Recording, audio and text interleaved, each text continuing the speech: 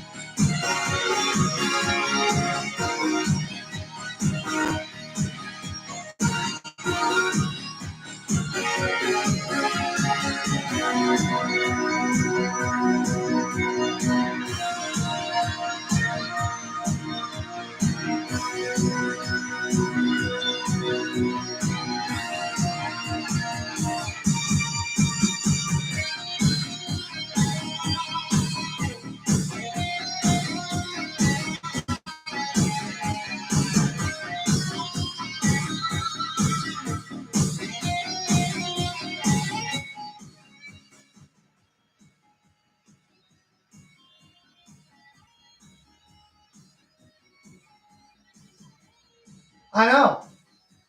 Random ass kingdom on a Thursday night. Well, it's a reboot episode, so it's not really scheduled. I just felt like going live tonight. I was bored, so we go live. In actuality, big news. Lots of news tonight. We're going to cover the reboot episode 7 of Harmony and Chaos, titled A Letter from Ra-Ra. But before we get into all that, this week, over the last week and a half, this channel in particular had its most successful week of growth in the history of this channel. Looking at the statistics, the reboot episode actually outdrew the season 4 season premiere, which shocks me. But it just goes to show when I say that the channel is growing and why the reboots are important. We got a lot of new fans coming on the channel, so these reboots are important. And tonight we are going to cover episode 7 of the reboots. Anyway, guys, the drawbridge has been lowered. I'm getting ready to take my seat in the throne room. You guys can begin filing in. You guys already know what I'm looking for in the chat. I need a little bit of that magic, that equestrian magic. Anyway, guys, I'm taking my throne in a few minutes. Hope you guys are having a great night. See you soon.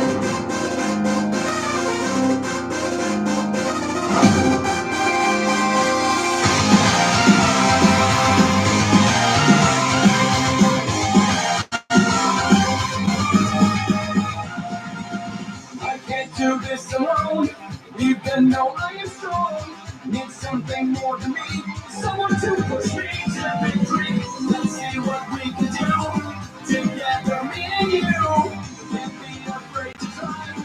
Kiss your fears goodbye. No, you can die. You and I were on the attack. We'll split ahead, but until the sun sets, such a different feeling. Of the best feeling. We can make it better. Together we can show the world what we can do. You are next to me and I'm next to you. Watch me through until the battle's won. No one's gonna give nothing to us. Into each other we put our trust. Standing united after the fight. All alone we will never be. But two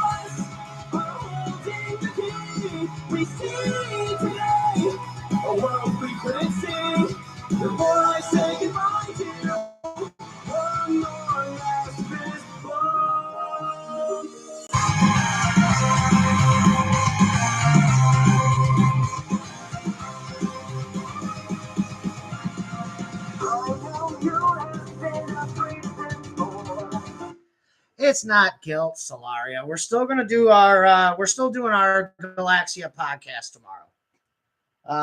You don't have to worry about that. Yeah, we're not gonna miss out on that. So we will cover that as promised. Yeah, so we've had a huge week, to say the least. It's been a crazy. I gotta fix my camera. Hold on. All right, it's been a crazy, eventful week. Both like channel wise and like work wise for me. So much has happened, and it's not all of it is good. Everything about the channel is good. The stuff that's happening at my job, not so much. It's drastically going to affect production as far as my channel goes and other projects. Yeah, at my job, I'm going back to the dark days. 6 days a week, 12 hours a day. So, yeah. We just got that bombshell dropped on us yesterday. So, yeah, back to YouTube darkness for me. My time is becoming very limited here in the next month or so. So, but we'll get into that later. As I said during the intro, this channel has seen the biggest growth it has ever seen over a 2-week period. It's actually been less than that. 20 subscribers. This channel has gone up 20 subscribers over the last 12 days. And over the last 7 to 8 days, it's gone up probably 17. So it's I don't know what happened. Like, the Reboot episode came out a week ago. It outdrew the season 4 premiere in less than 24 hours. By 24 hours, the Reboot had surpassed the episode season 4 premiere, which shocked me. Also, the Reboot has brought in, probably inside itself, it has probably brought in 15 new subscribers within the last 5 or 6 days. So again, I can't stress enough to my VAs how important these reboots are. With all of the new fans coming aboard, they are all watching these reboots. So we do need to start taking the reboot seriously. We really do, because I want continuity for these reboots. And if you guys don't believe me, look at the statistics on the views. The Reboot is at 500 views almost. Episode 97 is only at 270-ish. So the Reboot has already doubled the season 4 premiere in views, and probably 3 or 4 more days for the season 4 premiere. So again, with all the new fans coming aboard, they want to watch the older episodes. So again, these reboots are important. And I cannot stress that enough. We have to treat them seriously. No, you're not in trouble, Solaria. I know. Yeah, it's just most of the VAs I have don't necessarily want to voice and squeeze these reboots in, but they are important because a lot of new people coming in. Also, before we dive into episode 7, see, I'm getting my seasons and episodes crossed. So before we get into episode 7, the other big news I wanted to share is we're going to change some production things around here. As far as the podcast goes, this background is not going to work forever. So I've actually ordered a green screen. I've got a green screen coming. So now the Kingdom will have a green screen with videos. I'm hoping to have a whole video intro package put together. So, I kind of just want to have a video intro. Yes, I am having a green screen, Solaria. The other thing and this is going to take some time for me to save up for this, but I'm getting a soundboard as well, for as well. I'm trying to up. But that was the little bit of news I have. I'll have more news at the end of the podcast that I do want to share. She says my died. I'm showing full bars. Yes. Solaria has her project out. It's called Galaxia. We are going to do a live stream on that tomorrow. Tomorrow night. I would say Solaria, we should do it probably around, it's a late day for me. So it's my late day. I'm not going to get home till about 5 Central. So I'm thinking 8 o'clock for you, 8 p.m. So let's do 8 p.m. 8 p.m. Eastern to do that. All right. So diving into, before we dive into the episode, I saw some other people in the chat that I want to get to.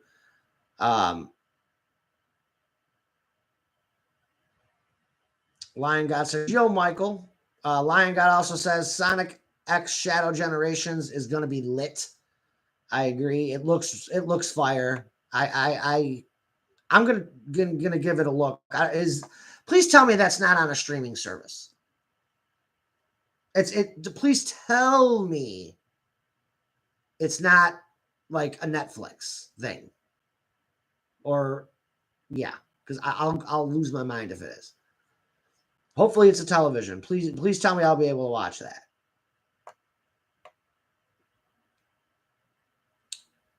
So yeah, Lion God's kind of shocked I went live tonight. I'm shocked. It was not originally in my plans tonight, but I'm like, you know what? I'm kind of done playing video games. I kind of want to just go live and get this knocked out. This reboot stream. Oh, it's a remake. Oh, nice. Yeah, I've seen clips for it, and it looks really interesting. So we'll dive into the reboot episode now. Episode 7, titled "A Letter from Rara." This is one of the more romantic episodes. There's a lot of ooh and a lot of there's a little sus level to this episode. I'm actually kind of glad I voiced this one on my own. I don't know how many of my voice actors would have been comfortable voicing some of these more kissy romantic scenes. So episode 7 starts off at Twilight's castle. Twilight is hosting the final meeting for the Grand Galloping Gala. Galloping Gala 1.0 for Harmony and Chaos. I say that because in season 4, we're going to get another gala episode. So I want to say that's episode 5 of season 4. But regardless, so their final preparations meeting for this Grand Galloping Gala. Basically, Twilight just wants to get a final head count to Princess Celestia, and she's got some planning to do as far as getting enough chariots to Ponyville to take everyone to the gala. And I don't know why my camera is completely crooked. It's starting to drive me nuts. Okay, that works out better. Sorry, I gotta mess with this thing. But in any case, so we get into the episode. They're having their final preparations meeting. As the meeting gets rolling, Twilight starts to run down the list. She starts off pretty, I don't want to say she's angry, but she's definitely more serious at the start. Mainly because none of the Mobians, other than Manic, have been sized properly for their tuxedos. And now Rarity and Cream only have 3 working days to get all the suits and whatnot done for the gala. So the meeting starts. Twilight basically just runs down the list as to who's dating who or who's coupling up with who. She also starts off by saying that the Harnessers of Harmony, the main 6 basically, and Starlight, are all going to Canterlot a day early. because Princess Celestia has arranged for makeovers to be done in the morning on the main 6 and Starlight. So they're getting the royal treatment because they are the guests of honor, which is a surprise for the main 6. Twilight was told to keep it a surprise, and she's going to do it. So none of the main 6, other than Twilight, know that this is a surprise, and that they're the guests of honor. So as the meeting goes on, Spike reminds Twilight that Silver's the one who kind of chimes in. Well, why should I get sized for a tux? I was never invited. And Twilight, having a very busy weekend, taking Sonic to Canterlot and then giving Spike the weekend off, it kind of slipped Twilight's mind. But we'll see, Twilight forgot about it, but she didn't really forget about it as innocently as she leads on. And we'll decipher that later on in the podcast. But Twilight innocently tells everybody, "Oh my God, I got so busy, I forgot to ask you, Silver." So Silver accepts. He says, "Well, of course I'll go to the gala with you." So now Twilight officially has her date. So they finalize the list.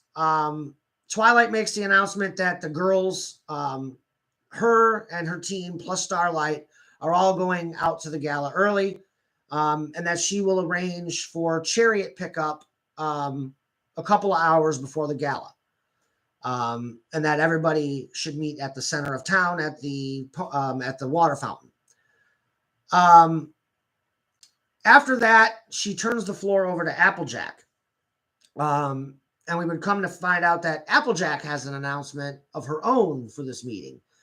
Over the course of the few days that elapsed, she had gotten a letter from Ra-Ra.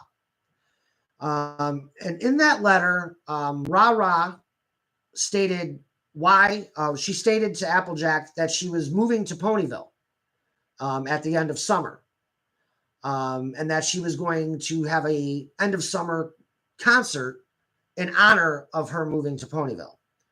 And she tells Applejack, "Let me know if you need any VIP tickets for you and your friends." She goes, "I know you got a lot of friends that would be interested in going." So, Applejack, of course, throws that out there to everybody in attendance at this meeting. And pretty much everyone in attendance wants to go to the concert.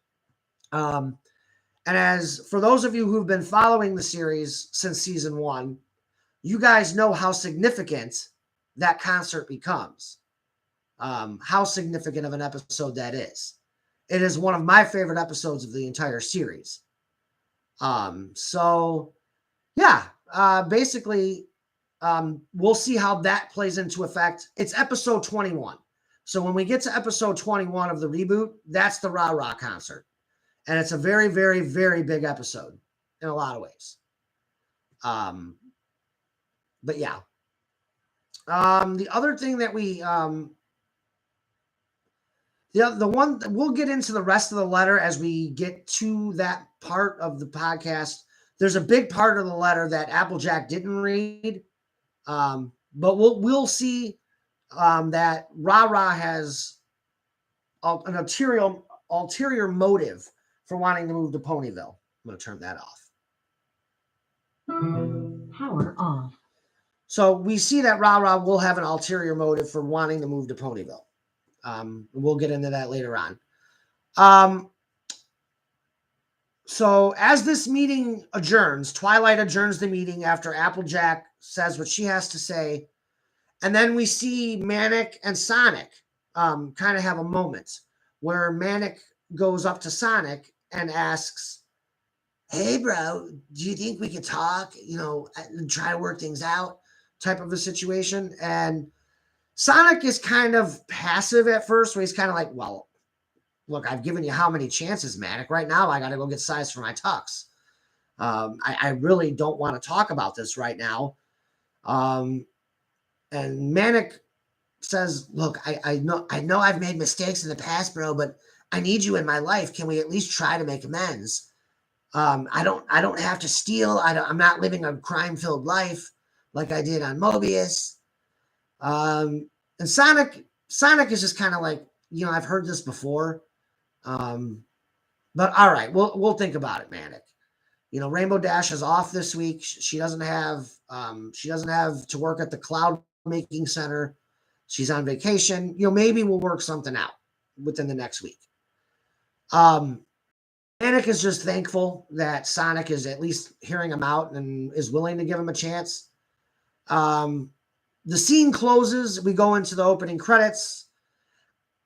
I'm going to tell you guys right now, I'm probably going to miss some stuff in this just because I'm kind of winging it. But, again, we go into the opening credits, and then I'm going to go jump back into the chat before we move along any further. Let's see. Solaria wants me to study up on my material. I will. It'll be fresh in my head, believe me. Lion God said, nope, it's a remake. Solaria, oh wait, Michael, we have an announcement tomorrow too. Yes, we do. This episode had so much shipping, I loved it. That was from Nicole Kala. Solaria says, Michael, can I foreshadow the announcement tomorrow?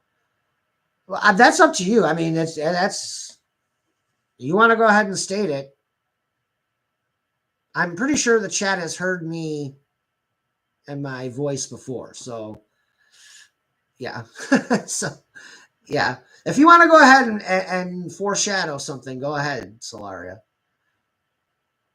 But in any case, I'm trying to figure out where we are after this. Okay, so after the opening credits, we immediately go to Rarity's boutique for all of the boys to be sized, all of the Mobius boys to be sized.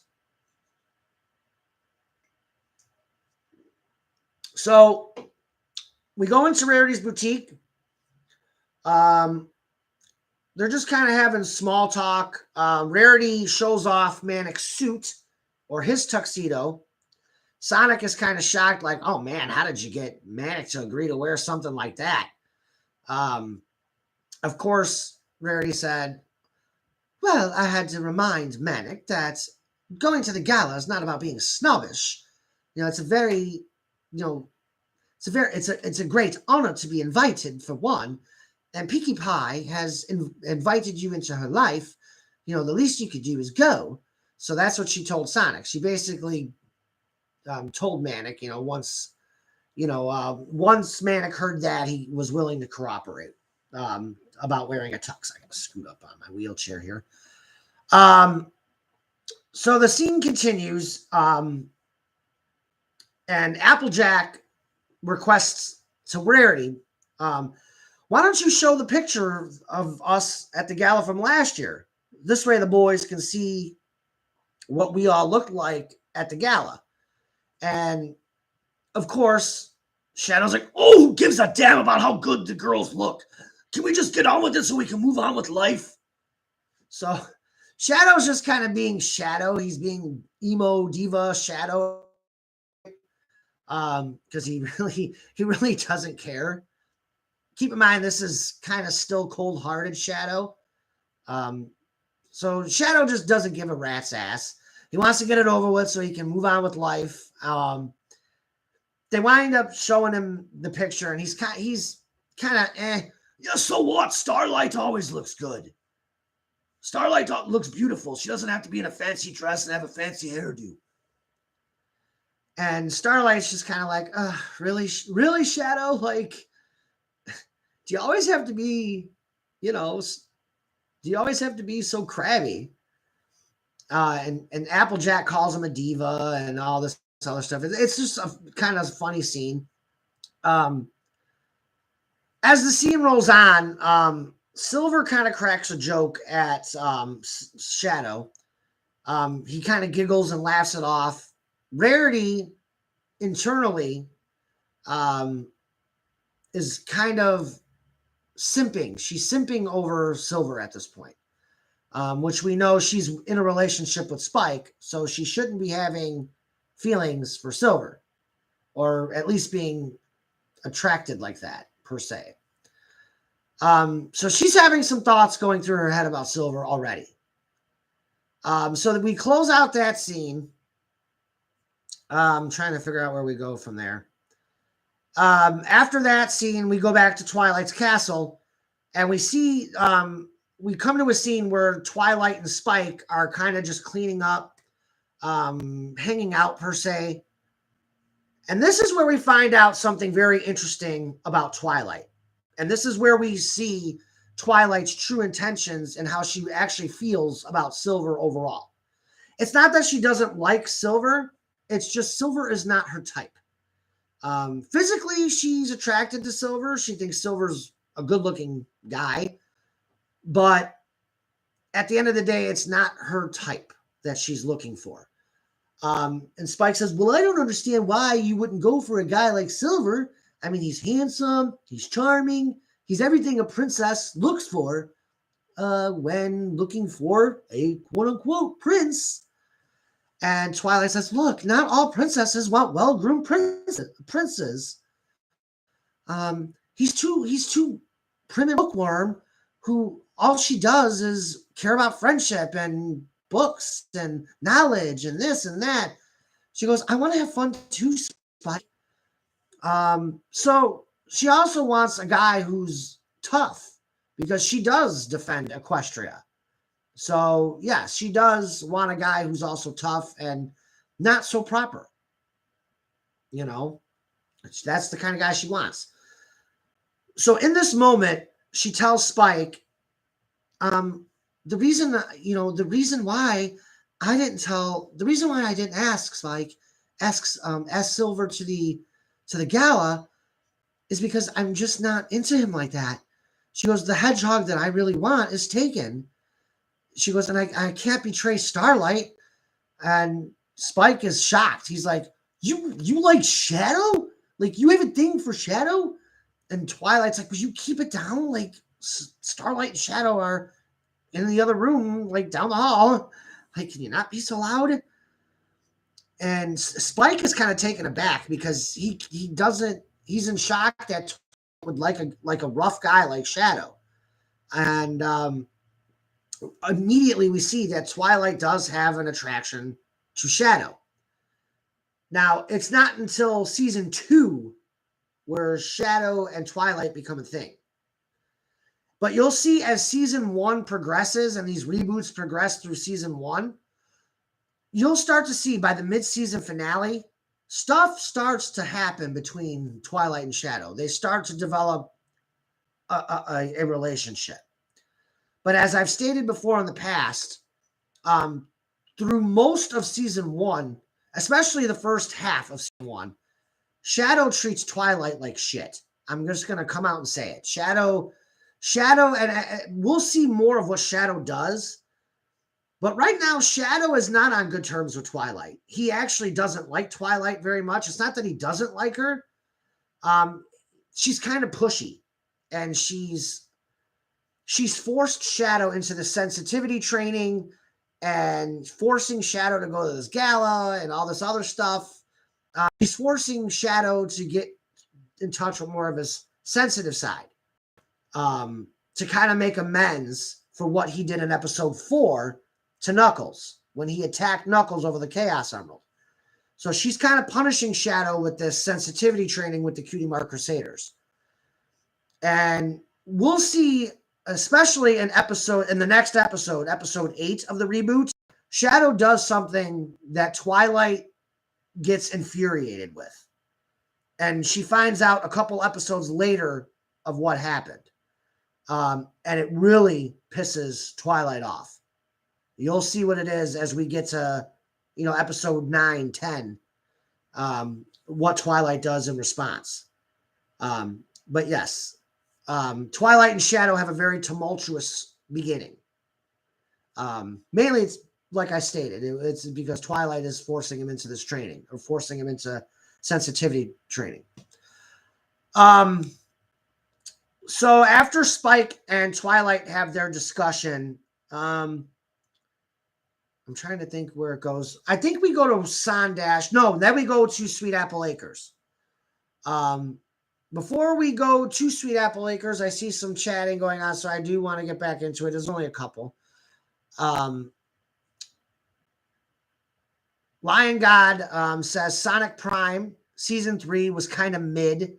I've heard that from a lot of people, Lion God. I know Plus said the same thing, that Season 3 was, very mid. Lion God also says classic Shadow moment. Yeah, Shadow being an emo while at Rarities. Nicole Kala says poor Twilight, LOL. Yeah, but you know what? I will say this in response to the poor Twilight comment. Twilight and Shadow have the most natural progression of any couple in the series. I honestly think, other than Sonic and Rainbow Dash, Twilight and Shadow are probably the most real couple in the series. Their natural progression, and it's such a slow progression, and how they wind up together makes sense. And it's kind of like, oh man, that's just great long-term storytelling. And you'll see when we get into the early parts of season 2, just how Twilight and Shadow come to be. It's tragic and heartbreaking for Starlight. But as far as how the story progresses, and then how it climaxes in season 2 at the start, it's just great storytelling. It's long-term storytelling at its best, honestly.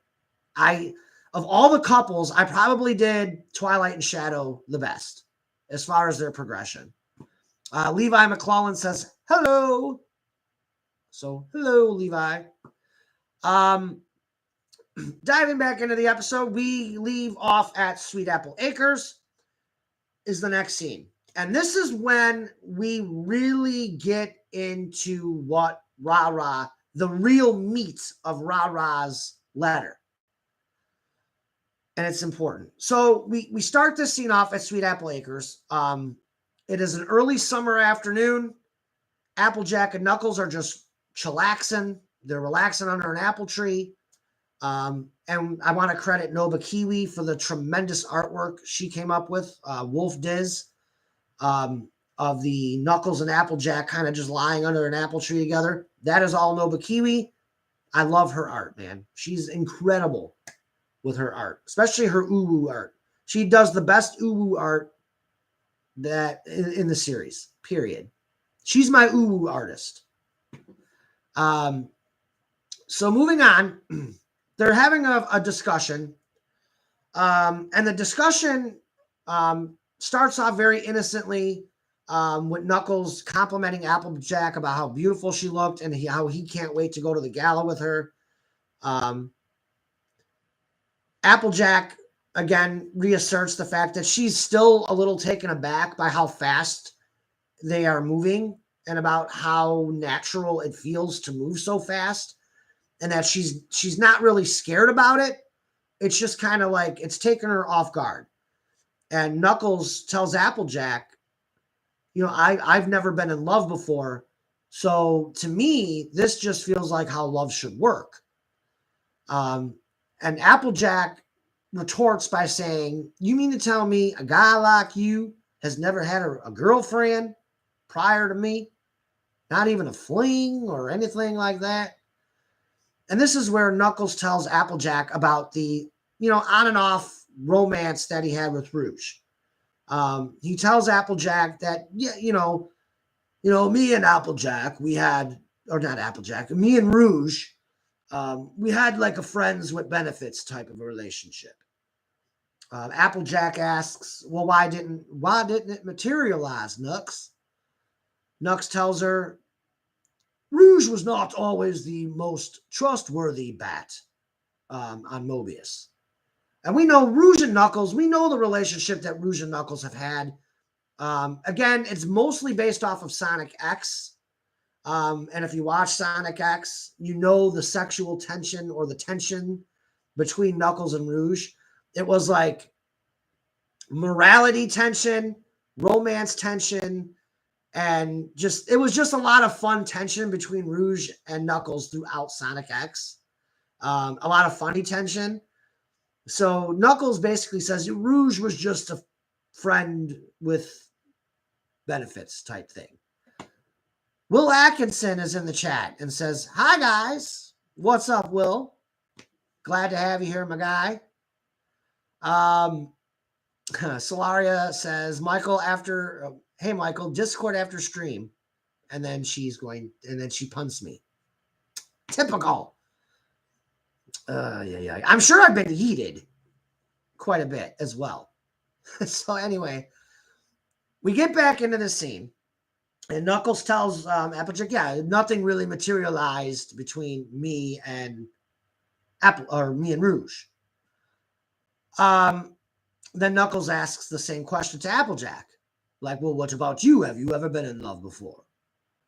And Applejack says, well, yeah, I have been in love. I really don't want to talk about it because it's embarrassing. And I don't think you're going to look at me the same if I tell you. So Knuckles says, oh, come on. I told you about Rouge. The least you could do is tell me what you need to, tell me about your past and who you have been with. Applejack gets a little emotional and she starts to cry. She takes off her cowboy hat, and inside of her cowboy hat, she has her letter from Ra-Ra, probably in one of the slits. So she takes the letter out of her hat and gives it to Knuckles and said, everything you need to know is in that letter. So Knuckles, she runs off in tears because she can't bring herself to tell Knuckles that she was in a relationship with Ra-Ra when they were teens. This was never really canonized in My Little Pony. I think I've always assumed that maybe Ra-Ra and Applejack did have a relationship because it was teased at one point that Ra-Ra offered Applejack to come to Manhattan and it never happened. So I don't know. We know that Applejack in canon MLP is a lesbian. So is it fair to assume that her and Ra-Ra actually canonly maybe did have a relationship when they were younger? Possibly. Maybe. But in Harmony and Chaos, we come to find out that Applejack and Ra-Ra were in love at one point. Yay, lesbians! Go ahead, Solaria. I'll let you continue on with that chant. But yes. So yes, in Harmony and Chaos, Ra-Ra and Applejack were once a canonized couple. So Knuckles reads this letter and he's really taken aback by it. He's not upset. He's just shocked by it all.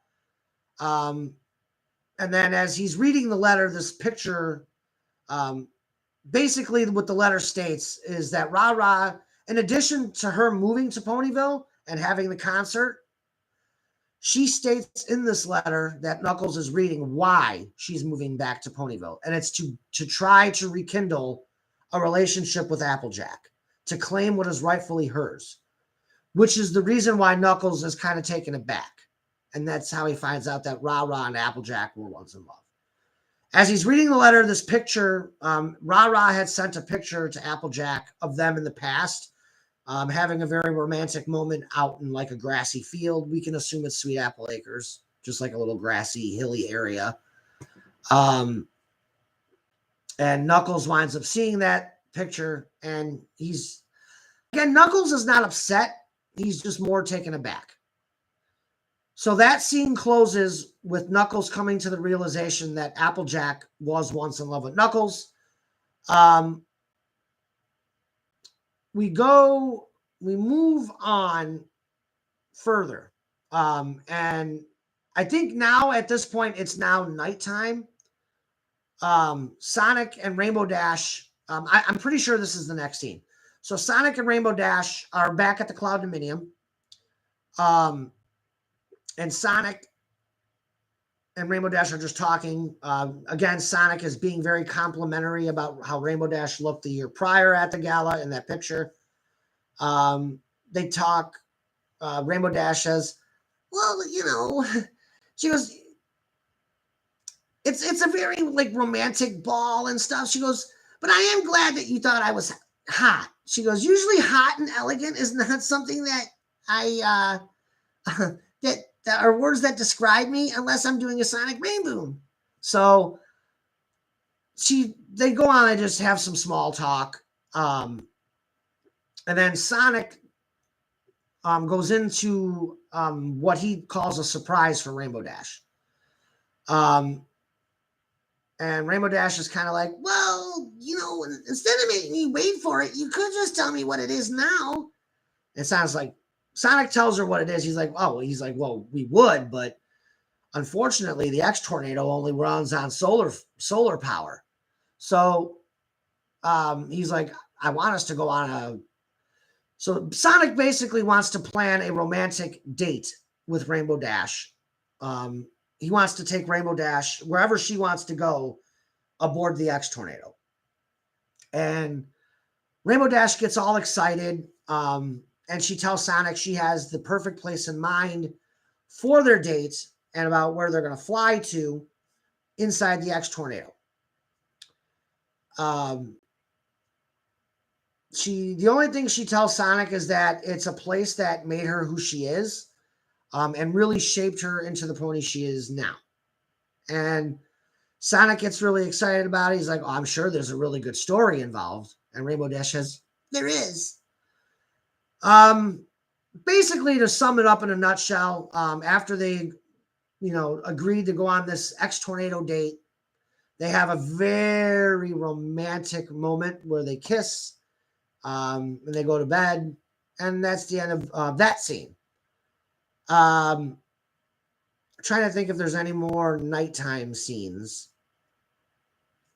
No, because then we go to the next day. No. There's more. Let me take a swig. Okay, so after the Sondash scene, we go to a pretty funny scene where Applejack apparently, after she left Sweet Apple Acres, she goes to Twilight's castle to kind of hide from Knuckles and to seek, just to seek a friend. So she goes to Twilight. So somehow Twilight takes Applejack to the Irish Pony, and Applejack has one too many apple ciders, and she's a little drunk. She's a little tipsy in this scene. So Applejack is all trying to, I can't believe I talked to Nugs about past relationships. Why did I do that? And Twilight is reading this book, a book about dating.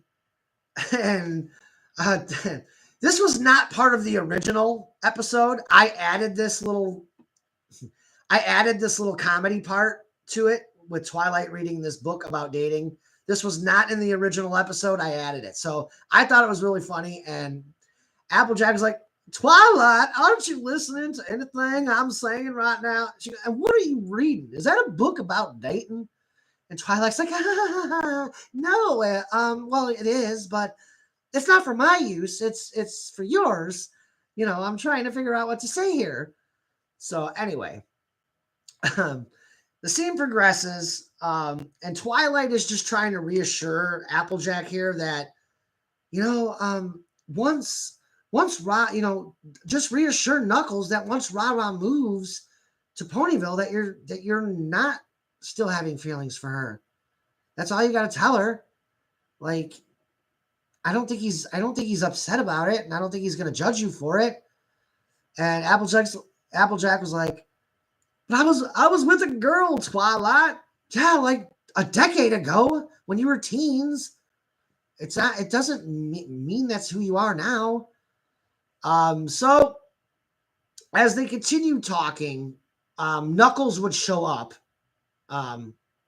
He would show up at the Irish Pony, and he sits down, and he already tells Applejack there's not Applejack apologizes about it, and Knuckles tells her, he reassures her, there's nothing for you to apologize for.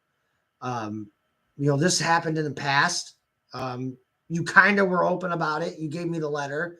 I found out. It's fine. Like, this is in the past. It doesn't make or break our relationship now.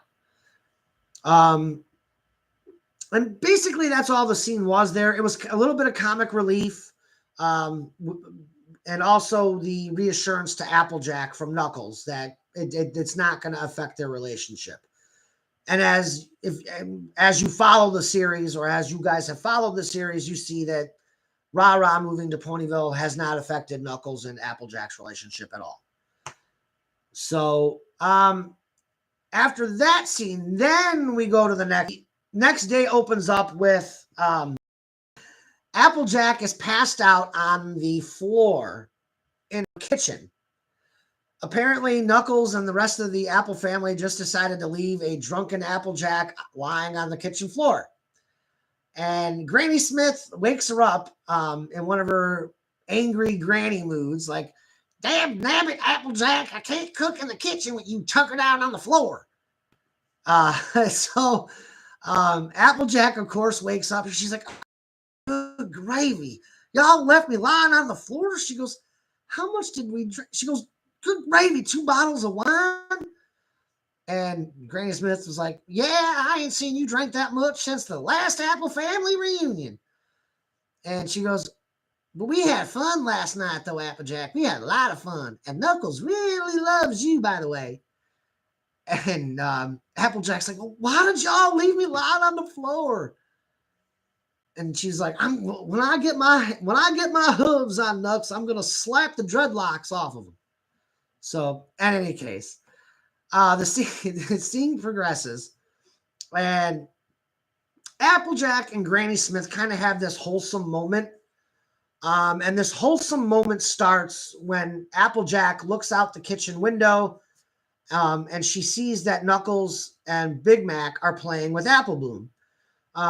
I would say if you just use your imagination, I mean, maybe they're playing ball, maybe they're just hanging out, but they're outside playing with Apple Bloom. And Applejack is just like, ooh, all over the place. Like, how did I get so lucky, Granny Smith? Your Knuckles is going to be a great daddy one day. Granny Smith, and this is where they have their wholesome moment. Granny Smith reassures Applejack that luck has nothing to do with why you and Knuckles are together. You are a special kind of apple, Applejack. You're a special kind of apple. And, it comes to no shock to me that you and Knuckles wound up together. Granny Smith secretly, she admires Knuckles a lot and actually has a deep respect for Knuckles, even though they've only known him for about a month at this point. She views that Knuckles is going to be the guy, that he's going to be the one that takes care of the family when she's gone. And that's how, and we actually see Granny Smith say that in this scene. She says, when I go, I will go at peace knowing that Knuckles is taking care of you and helping you take care of the family. And it's just a really wholesome moment. Of course, the scene ends with Granny Smith being Granny Smith, ruining that moment and being a crotchety old lady by saying, they have their hug. And Applejack, of course, anyone who has drank a lot and had too much fun in one night knows that you smell like a gin brewery the next day. So Applejack hugs her granny, and Granny's like, whoo, wait, Applejack, you smell like a winery. Go take yourself a shower. So the scene, again, Granny Smith, being Granny Smith, has to ruin that wholesome moment, jokingly. But that's how that particular scene ends. Going back into the chat before we hop on down the line here, let's see. Oh, wow, you guys did some chatting. Solaria doing some random typing. Will Atkinson says he's good. He is watching anime called Skeleton Knight in Another World. Solaria breathes. Oh my God. Why? No. Solaria hit me one time, baby. Oh, I thought you were quoting Britney Spears. I thought you were, oh my God. Why did I think that was hit me, baby, one more time? Thank God. Because I was going to say, don't get me going. Will Atkinson, let's see. Solaria Asphelia says, and I wasn't invited. Will Atkinson, too many apple ciders. Oh no. Poor Applejack. Philia says, and okay, I want you guys to pay attention to what Philia says in the chat, because this is giving you guys insight to how Philia is when she joins the cast in episode 3 of season 4. So just pay attention to how Philia's personality is here. So because Solaria gives you a lot of Philia's personality. So Philia says, who cares if you were with a woman? I'm a woman and I'm with a woman. I'm done with you, Feels. That's so funny.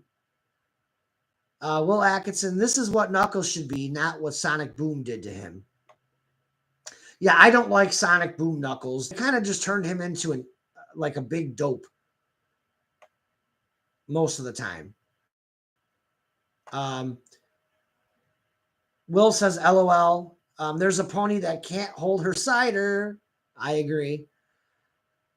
Philia says, this is why I just drink, LOL. Solaria also says, you failed the Wonder Girls test.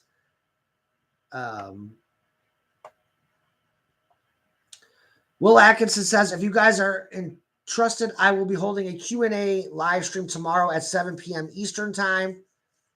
I will be there for part of that, Will.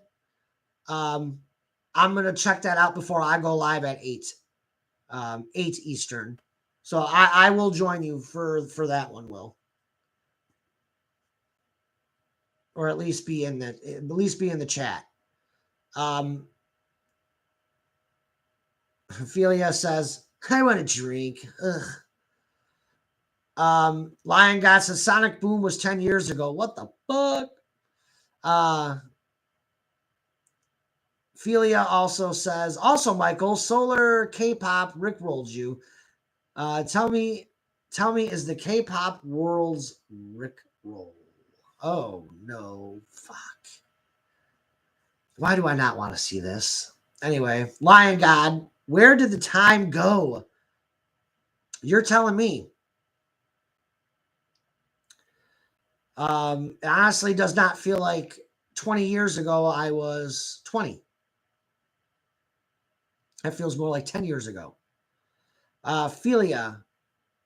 Oh yeah, I'm pulling up to the stream tomorrow.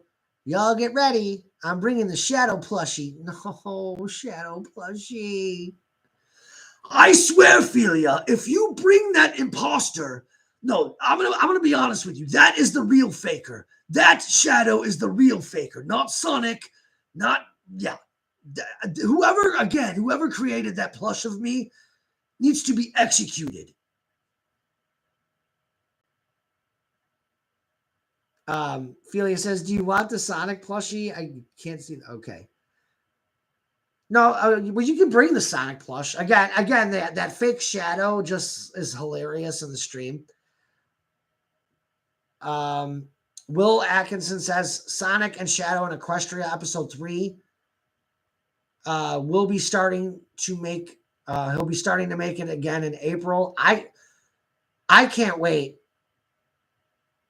because I was because you had the first 2 episodes out. I watched those. Again, for those of you who don't remember, I actually dubbed Will Atkinson's first season of Sonic and Shadow in Equestria. That is in its own playlist. That playlist still exists on my channel, guys. So yeah. Lion God says he agrees. One more Philia quote here. Shadow, do you want the Sonic plushie, you crybaby? Of course, I'd rather see the Sonic plushie. My big brother is a crybaby. Yeah, Ophelia. Let Michael get back to his damn stream. Get on with it, Michael. Ow! God, Shadow. You get on with it. I want to go to sleep. Fine. God. Damn it, Shadow. Anyway, we continue on. Where the frick did I leave off? Okay, yeah. So after the Applejack scene, we go to Sondash. And now they are on before we go to Sondash, we actually go to Twilight's castle. And Twilight is having her morning tea, reading the newspaper. And Rouge comes down, and she sits with Twilight on her reading chair, and they're just talking and having conversation. And then Spike gets into the conversation, and Spike randomly just blurts out to Rouge, "Oh yeah, well, actually, Rouge starts the conversation off by saying, Wow, you're flirty today, Twilight."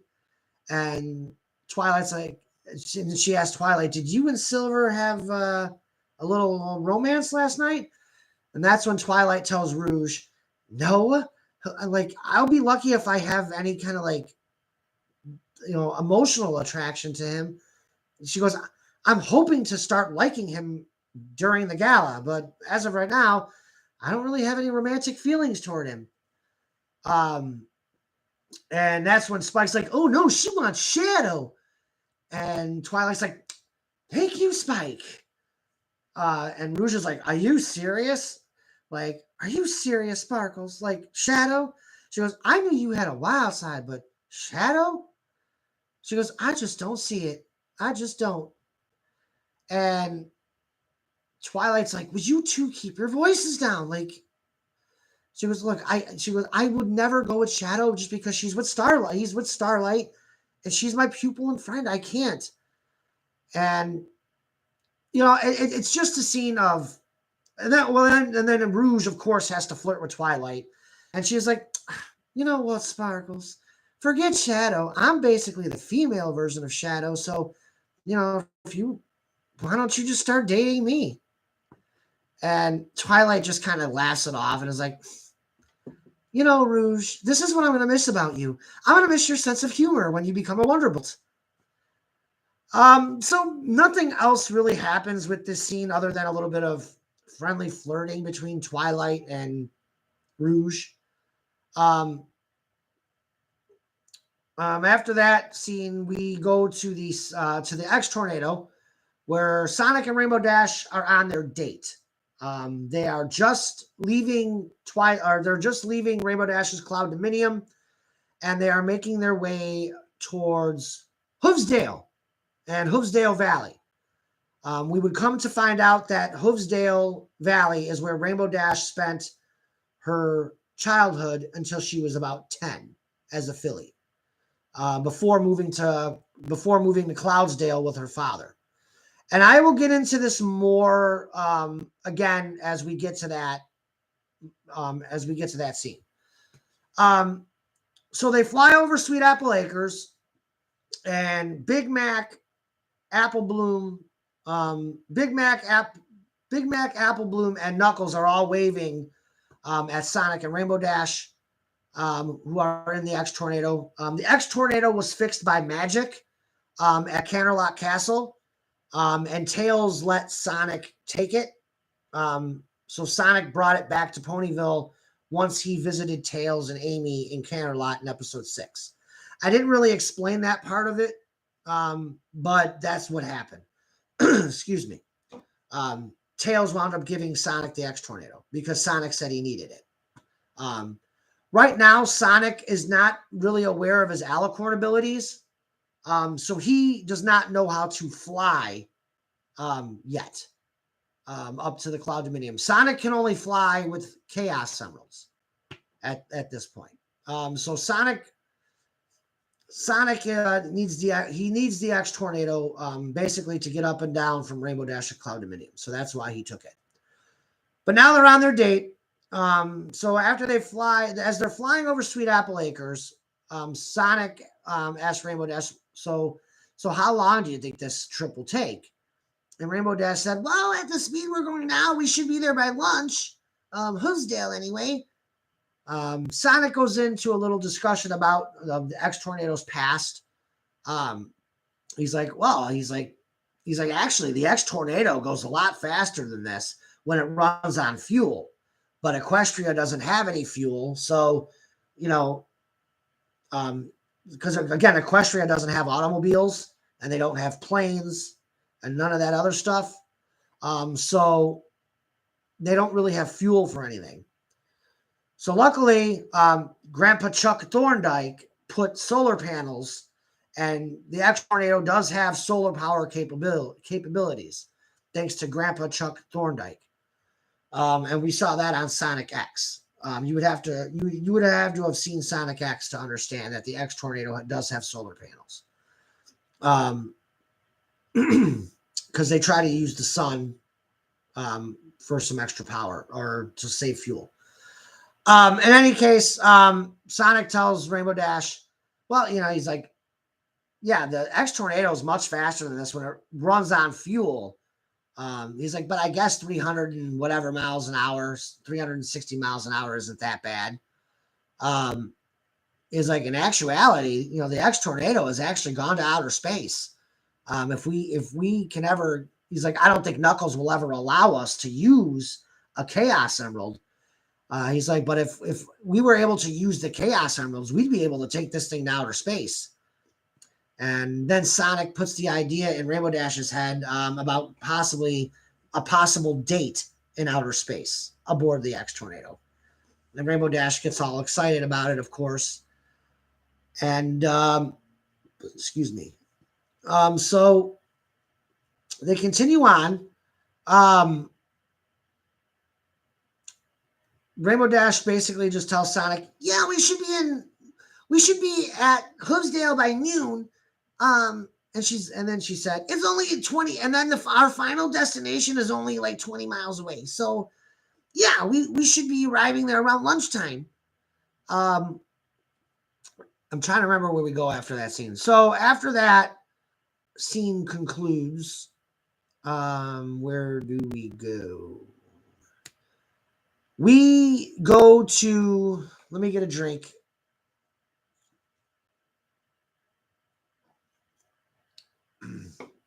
Before we go on to the next scene, I want to just see what the chat is saying. Philia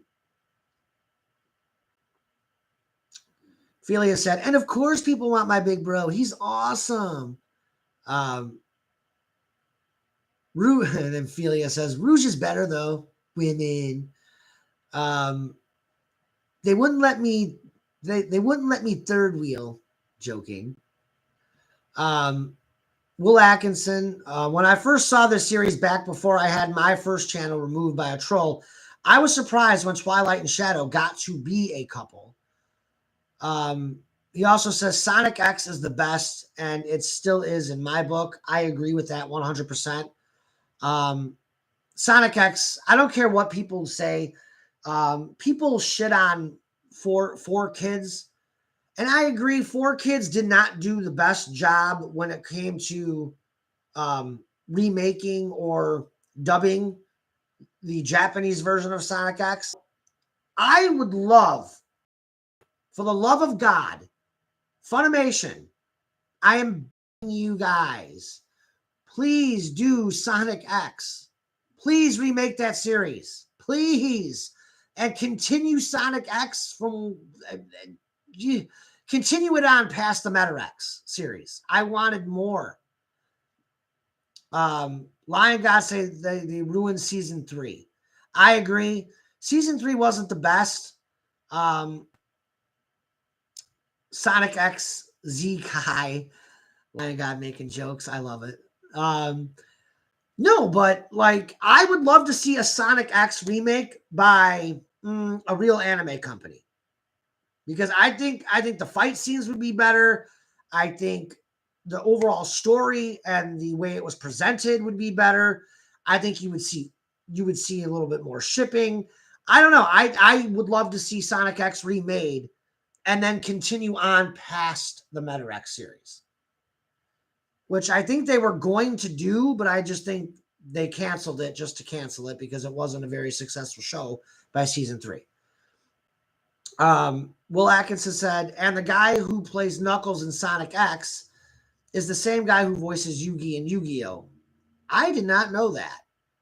I think that's why they sound familiar. Because I remember listening, like I've seen Yu-Gi-Oh! I just never put 2 and 2 together. But now that I remember Yu-Gi-Oh!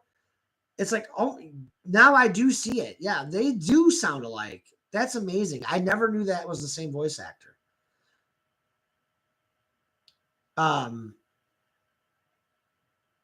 Philia, also Discord after the stream. Okay, I'm going to warn you right now, Solaria. I'm not going to stay on Discord long. It is going on 9 o'clock here, and I have not eaten a dinner yet. So I'll heat up my dinner, and then I'll hang out on Discord. So we'll have a dinner discussion. How about that? Philia also says, and tell my wifey I said hi. I'm right here, Philia. Love you, girl. Will Atkinson says, me too. He also feels like they ruined season 3. Oh, you'll get to say hi. Will Atkinson, Sonic X remake. Yes. Yes, I would love to see a Sonic X remake, me personally. Well, I think if Funimation took over it, you would get a legitimate anime series. And if I'm not mistaken, didn't 4Kids do Pokemon? Weren't they the original Pokemon people? Or maybe they still do Pokemon. I don't know. I don't know who does Pokemon anymore, but I think 4Kids was the original for Pokemon as well. But yeah, Sonic X needs to get redone, and it needs to get done by a real anime company. Stop it, Philia. You're making me blush. She's calling Rainbow Dash my Pookie Pony. Dashy. Stop, Philia.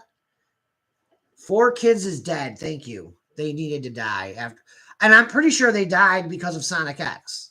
Because they butchered Sonic X. Anyway. Lion God says, what if there was a Sonic Saturday morning and G1 crossover? You mean G4?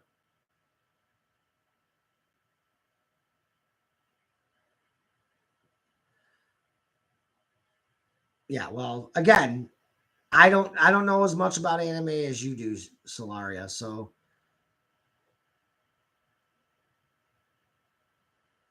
they had One Piece and ruined that.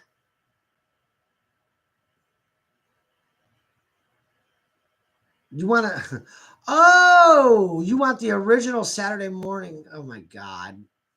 No. I am hoping, you know what? I'm going to be honest with you, Lion God. I am praying that one of these days we get a Sonic G4 MLP crossover.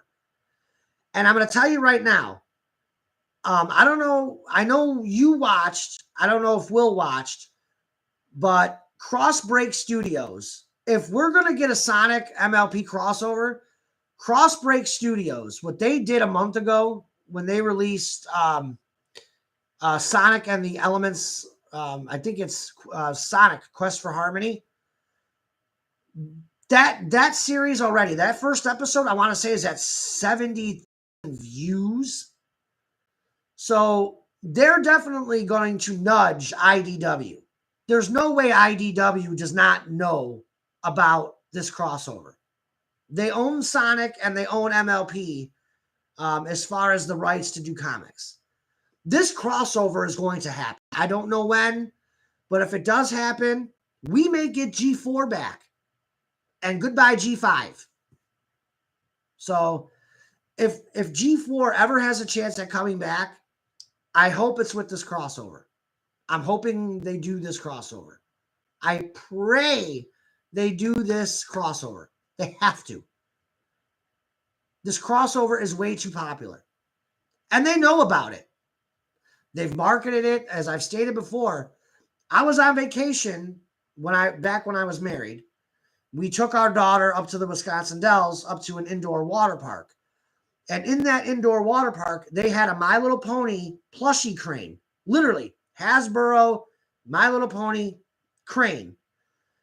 The funny thing is when you walk past this crane, literally, half of it was My Little Pony and half of it was Sonic. So you had all of the main six. You had Sonic, Shadow, Knuckles, Tails, all mixed up in this crane machine. And it was literally 50-50. You had 50% Sonic plushes, 50% MLP plushes. So believe me, Hasbro, Sega, IDW, they all, and this is back in 2017. So believe me, they know this crossover exists. If you watch Pony Life, again, I will restate in one of the Pony Life episodes, Rainbow Dash drinks a potion and legitimately, physically takes the form of Sonic the Hedgehog with like the quills and she doesn't look like Sonic, but she has her mane turns into Sonic's quills. They know this crossover exists. Why they haven't done it yet, I don't know. But please, I don't care. Somebody from Hasbro, Sega, you've got a plethora of scripts out there that you can use already. Us fanfic writers, you've got so many Sonic MLP writers to choose from on YouTube alone.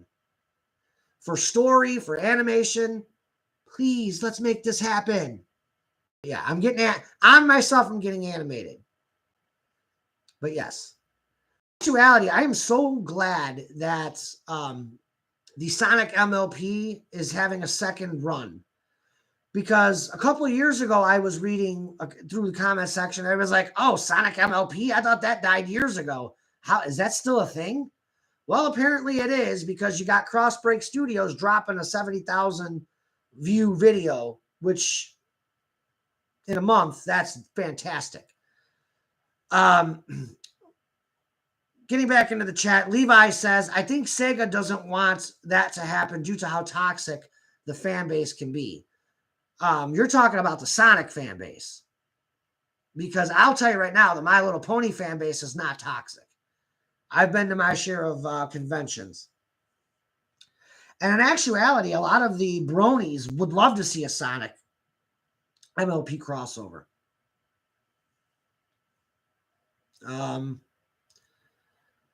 I know the Sonic fan base is hardcore. But the bronies, I've been to 2 or 3 conventions in my life. The bronies are not as they're not as hardcore, like, no, you can't cross us over.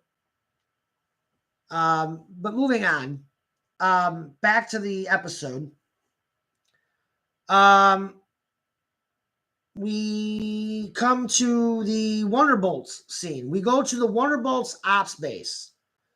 All right, before we go back into it, I see more. Lion God says that sense made me fall out of my chair. That's funny. Will Atkinson said, would like to know what I would look like if I were animated. I want to know what my friend Plush, he wound up doing an anime. He has like some kind of an app or something that can convert photos into like anime. So he actually took a screenshot of me doing a live stream and then put it through the app, and then it came out as anime, and then he shared it. And I gotta admit, I look pretty good as an anime character. They didn't get my hair right as far as color, but they It was actually pretty good. I liked it. I enjoyed it. Let's see. Not all right. So getting back into the episode, the next scene, we're getting down to the end of the episode as well. So at the end, we go into the Wonderbolt's operations base, and Commander Spitfire has ordered Soren and Pony Wonderbolt Blaze. I have to say Pony Blaze because now we have two Blazes in the series. We have Pony Blaze and we have Blaze the Cat. So Pony Blaze, Wonderbolt Blaze, her and Soren enter Commander Spitfire's office. At this point, we see that Soren is not doing very well with his pan disease. It's Pegasus anti-neuro disease. I forgot what I called it, but basically it is the breakdown of Soren's nerve system. So all of his nerves are breaking down, and it's getting to the point where he cannot walk. So Blaze wheels him in on a wheelchair. At this point, Commander Spitfire feels that it is in Soren's best interest that he goes to the Grand Galloping Gala and then he goes home. Spitfire knows that he does not have a lot of time left. So rather than him try to teach a class, she also feels that he's not suitable now for teaching his class. Because as we will come to find out as season 1 progresses, and you'll see why, this class that Soren is teaching goes through a lot of rigorous training to become Wonderbolts. And Soren just can't, at this point, he can't even walk anymore. And as this scene starts, we see Blaze salutes